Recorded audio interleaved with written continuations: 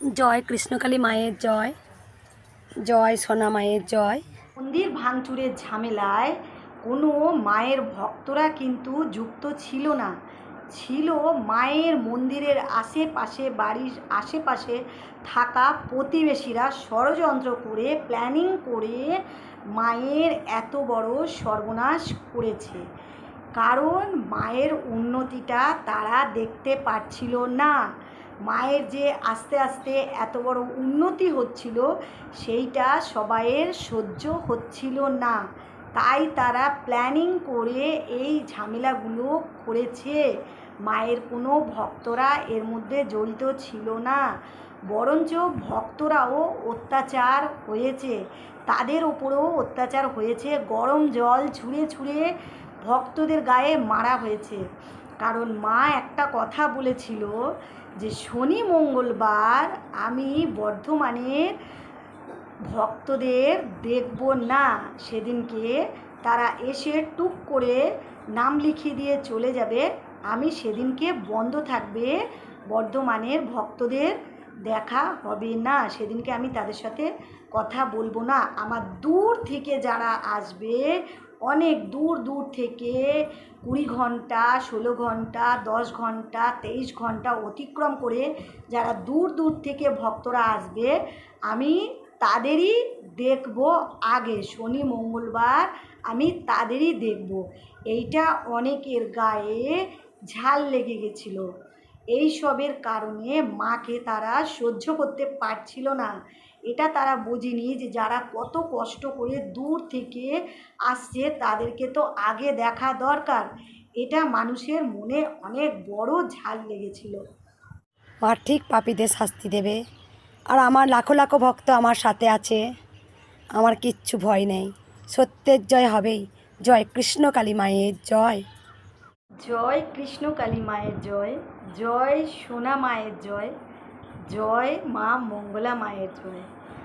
মায়ের লীলা বোঝা দায়, ভক্ত ডাকছে মা মা করে, জয় কৃষ্ণকালী মা করে ডাকছেন। আর মা কি সেখানে না গিয়ে থাকতে পারেন? ভক্তের ডাকে মা চলে গেছেন ভক্তের বাড়ি, ভিখারিনীর বেশে মা এসেছেন ভক্তের বাড়ি। ভক্ত কি করে বুঝলেন সেটা মা কৃষ্ণকালী এসেছেন? মা যখন দেখলেন এক ভিখারিনী এসেছেন ভিক্ষা চাইতে, তখন জল আর মিষ্টি নিয়ে যখন মায়ের কাছে গেছেন, সেই ভিখারিনী মায়ের কাছে, তখন দেখছে মায়ের গা থেকে একটা সুন্দর সুগন্ধ বার হচ্ছে। সুগন্ধ যখনই বার হয়েছে, দেখো আমি বলছি আমার গায়ে কাঁটা দিয়ে উঠছে। সেই ভিখারিনীর দেহ থেকে এত গরমকালে মানুষের গা থেকে ঘাম গন্ধ বার হয়, আর এত গরমে উত্তপ্ত রোদের মধ্যে সেই ভিখারিনীর গা থেকে একরকম সুন্দর সুগন্ধ বার হচ্ছে। তখন আর বুঝতে বাকি হয়নি, দেরি হয়নি বুঝতে যে ইনি নিশ্চয়ই কোনো মা এসেছেন। তখন মাকে জল মিষ্টি দিতে, মা সেই জল মিষ্টি খেয়ে ওনাকে আশীর্বাদ করে দিয়ে গেছেন যে তোর কোনো কষ্ট হবে না, আমি এসেছি তোর কাছে। সত্যি এখনকার যুগেও যে মা এইভাবে এসে সবাইয়ের পাশে এসে দাঁড়িয়েছেন, ভাবতেও অবাক লাগে। আমার গায়ে কথাগুলো বলতে বলতে আমার গায়ে কাঁটা দিচ্ছে। কত দূর দূরান্ত থেকে ভক্তরা এসে জমা হচ্ছে। একটা কথা তোমরা চিন্তা করো, যদি কোনো উপকার না হবে, মানুষ 10 ঘন্টা, 12 ঘন্টা, 15 ঘন্টা, 20 ঘন্টা, 23 ঘন্টা রাস্তা অতিক্রম করে সেই মঙ্গলা মায়ের মন্দিরে গিয়ে মা কৃষ্ণকালীর সামনে এসে দাঁড়াচ্ছে হাত জোর করে। যদি কাজ যদি না হবে, যদি উপকার না হবে, মানুষ এত এত দান করে যাচ্ছে, মঙ্গলা মা কিন্তু কিচ্ছু চান না। মঙ্গলা মা কিন্তু কিছু চান না, বলেন না তিনি আমার জন্য এত নিয়ে আসো, তত নিয়ে আসো। মঙ্গলা মা কিচ্ছু চান না, ভক্তরা নিজেরা উপকার পেয়ে তারা মুক্ত হস্তে দান করে যাচ্ছে। মা কৃষ্ণকালী মায়ের অশেষ দয়া ভক্তদের ওপরে। এত দূর থেকে, রায়পুর থেকে, ছত্তিশগড় থেকে ভক্ত বলছেন আমি 23 ঘন্টা অতিক্রম করে 18 ঘন্টা ট্রেনে আর গাড়ি ঘোড়াইতে 5 ঘন্টা অতিক্রম করে আমি 23 ঘন্টা অতিক্রম করে আমি মা কৃষ্ণকালী মায়ের কাছে এসেছি। এত দূর থেকে হাউ হাউ করে কাঁদছে, ভিডিওগুলো দেখছি আমার গায়ে কাঁটা দিয়ে উঠছে। হাউ হাউ করে সেই ভক্ত কাঁদছে। এত দূর থেকে, দূর দূরান্ত থেকে মানুষ আসছে, তাদের কোনো উপকার না হলে তারা আসছে বলো তো? আর এই মায়ের উপরে এত অত্যাচার করা, এটা কিন্তু একদমই ঠিক হয়নি। মায়ের প্রিয় ভক্তদের উপরে অত্যাচার করা। গরম জল ঢেলে দিয়েছে, গরম জল। ভক্তরা তাদের রোগগ্রস্ত মানুষদের নিয়ে এসে দাঁড়িয়েছে মায়ের সামনে, আর সেখানে মাকে বদনাম করার জন্য মায়ের ভক্তদের পর্যন্ত গরম জল ছুঁড়ে ছুঁড়ে মারা হয়েছে। গরম জল, মানুষ কুকুর বিড়ালের গায়েও গরম জল ছুঁড়ে মারে না। ভক্তরা কেঁদে কেঁদে বলছে, মা তোমার কাছে আমরা এসেছি উপকারের জন্য, আর সেখানে ভক্তদের গায়ে গরম জল ছুঁড়ে মারা হয়েছে।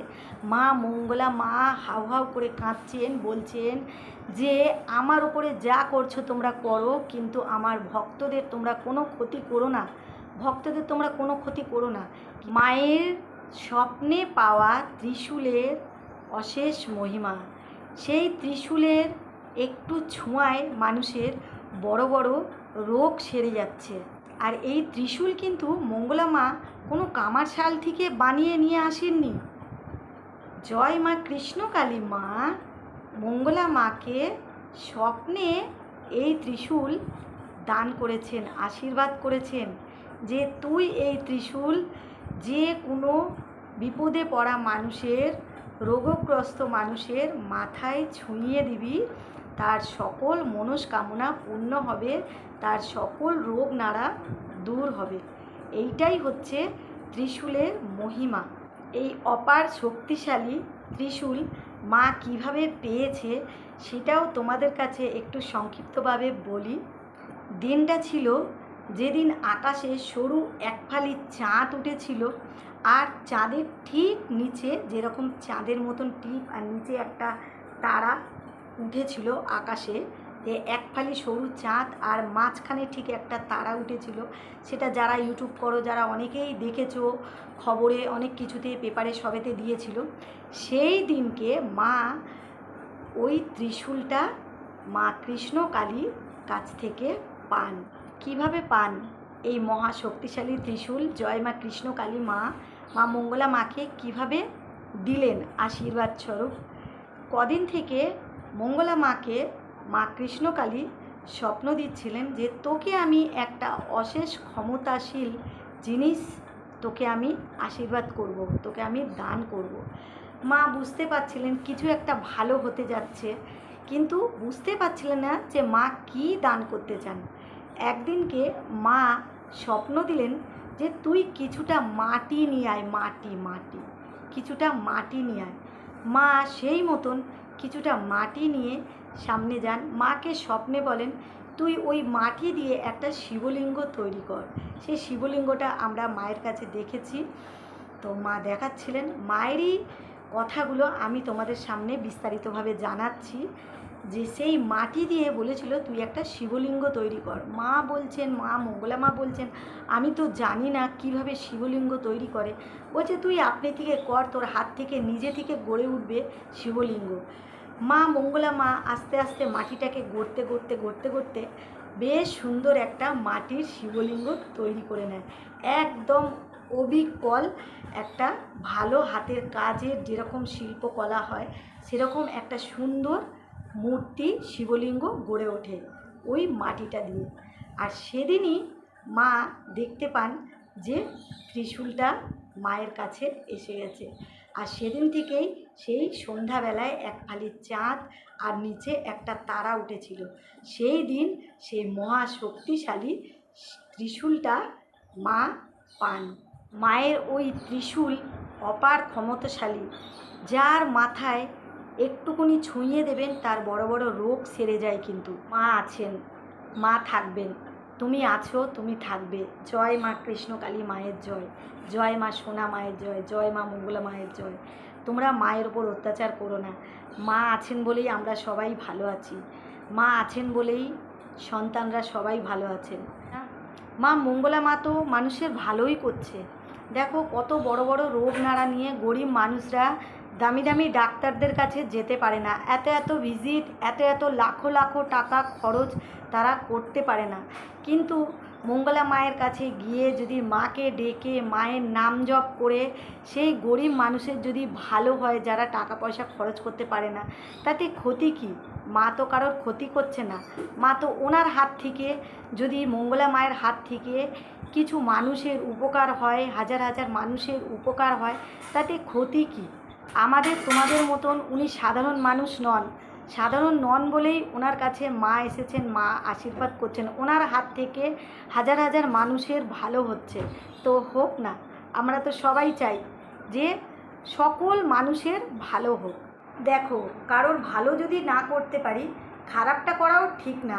আমরা যে এই যে মায়ের নামে ভিডিওগুলো করছি, এতে জনে জনে প্রচার হচ্ছে, আরও দেশ বিদেশ থেকে মানুষরা শুনে শুনে দেখে দেখে আসবে, তাদের কঠিন কঠিন রোগ নাড়া, অনেক আপদে বিপদে পড়বে, তারাও খোঁজে খোঁজে এসে ঠিক মায়ের কাছে পৌঁছাবে তাদের উপকার পাওয়ার জন্য। একজন ভক্ত এসে বলছেন যে ওনার ইউটারাসে টিউমার হয়েছিল, অপারেশান করতেই হবে। তখন ওই ভক্ত কাঁদতে কাঁদতে জয় মা কৃষ্ণকালী মায়ের কাছে এসেছিলেন, আর এখানে পুজো দিয়ে মায়ের কাছে মানত করে গেছিলেন যে মা আমার এই বিপদ থেকে আমাকে রক্ষা করো। তারপরে যখন আবার দ্বিতীয়বার পরীক্ষা করলেন ডাক্তারের কাছে, রিপোর্টে একদম নর্মাল, কিছু নেই। আর এগুলো চিন্তা করতে পারো? এগুলো ভাবলেই তো গায়ে কাঁটা দিয়ে ওঠে। এই সব মায়ের মহিমা শুনতে শুনতে আমারও মায়ের প্রতি অনেক ভক্তি জেগেছে। আমিও চাইছি যে মায়ের কাছে আমিও যেতে চাই। মা যদি দয়া করেন তো আমিও নিশ্চয়ই মায়ের কাছে যেতে পারবো, মা কৃষ্ণকালী মায়ের কাছে, সোনা মায়ের কাছে যেতে পারবো, মা মঙ্গলা মাকে দর্শন করতে পারবো যদি আমার ভাগ্যে থাকে।